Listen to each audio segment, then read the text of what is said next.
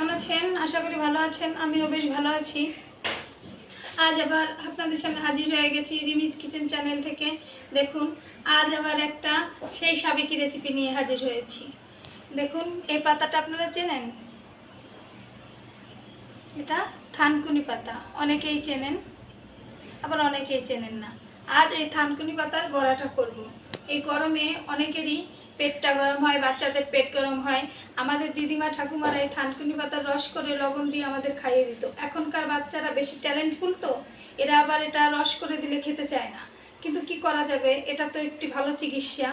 সেই জন্য এটা কি করবেন, এই যে আমি যেভাবে চপ করব এভাবে চপ করে ওদের খাইয়ে দেবেন।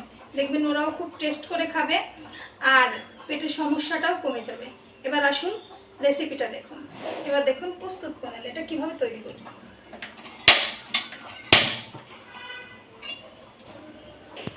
প্রথমে গ্যাসে কড়াইটা বসিয়ে দিয়েছি।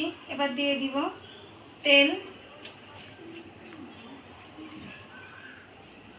তেল গরম হতে হতে দেখুন এখানে আমি ব্যাটারটা করে রেখেছি।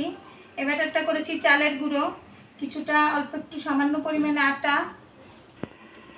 এখানে আছে একটু সামান্য লবণ, একটুখানি চিনি, সামান্য একটু মরিচের গুঁড়ো, হলুদ আর চালের গুঁড়ো আর আটা, আর তেমন কিছু নেই।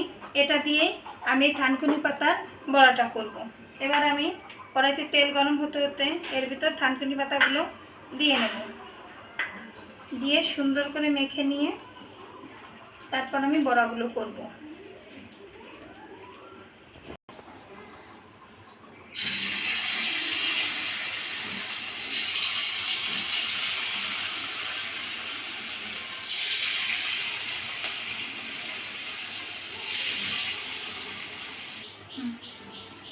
আস্তে আস্তে এভাবে অল্প অল্প করে বড়াগুলো ছেড়ে দেবেন তেলে।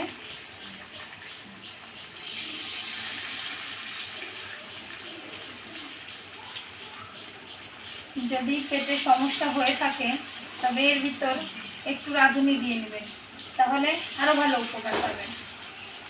আর যদি না হয় এমনি, যেমন আজ আমার ভালো লেগেছে, দেখলাম বাড়ির পাশে টাটকা পাতাগুলো হয়েছে, তাই ছিঁড়ে এনে ইচ্ছাগুলো একটু বড়া ভেজে খাই, তা আমি এর ভিতরে আর রাঁধুনি দিইনি।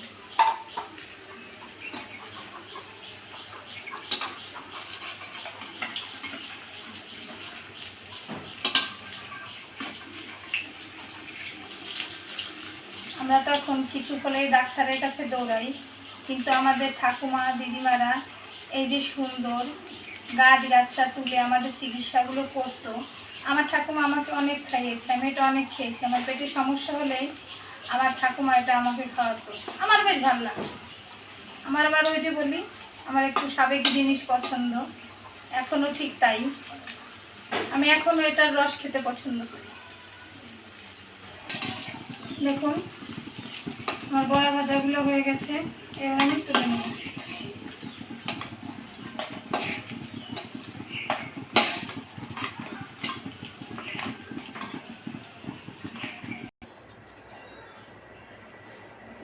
দেখুন আমার থানকুনি পাতার বড়াটা হয়ে গেছে।